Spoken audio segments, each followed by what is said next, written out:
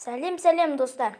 Бүгін біз 4-ші сынып математика сабағы 128-ші сабақты өтеміз. Шеңбер және дөңгелек. Бірінші тапсырма. Қаладағы көліктердің қандай түрі экологияға қауіпсіз болып табылатынын анықта. Тапсырма жауаптары. Енді бізде бірінші мысалдың жауабы трамвай. Төртінші мысал.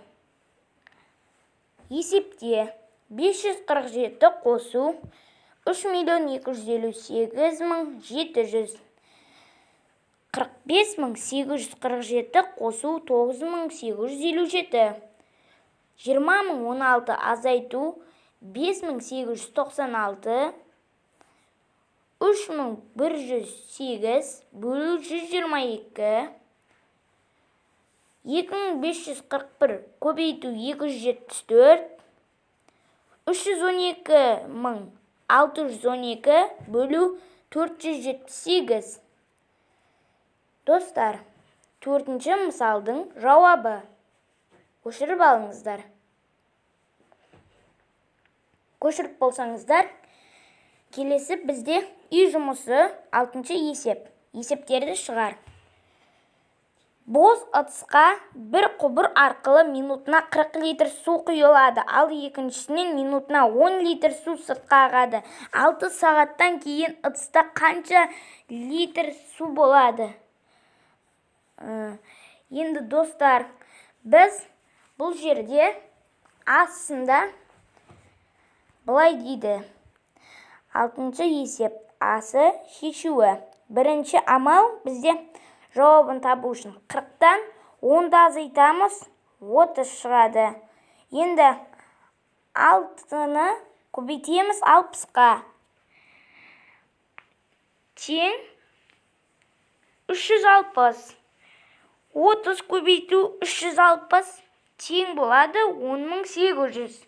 Жауабы 6 сағаттан кейін ыдыста 10.800 литр су болады. Достар, енді осы 6-шы есептің асын мұқият түсініп аламыз. Есе сақтап. Түсініп алсаңыздар, келесі әсі. Хауызда 600 литр су болды. Оған бір құбыр арқылы минутына 40 литр жылдамдықпен су құйылды, ал екіншісі арқылы жылдамдығы минутына 10 литр су сыртқа ағып кетеді. 6 сағаттан кейін хауызда қанша литр су болады? Достар, жаңағы асы сияқты, бірақ бұда бастапқыда 600 литр болды делінген.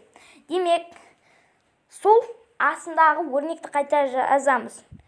Бұл жерде бірақ 4 амал. Шешуі 40 азайту 10 тең болады 30.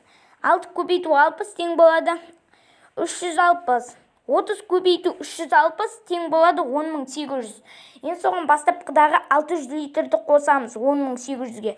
600 қосу 10.800 тең болады 11.400. Жауабы 6 сағаттан кейін хауызда 11.400 литр су болады.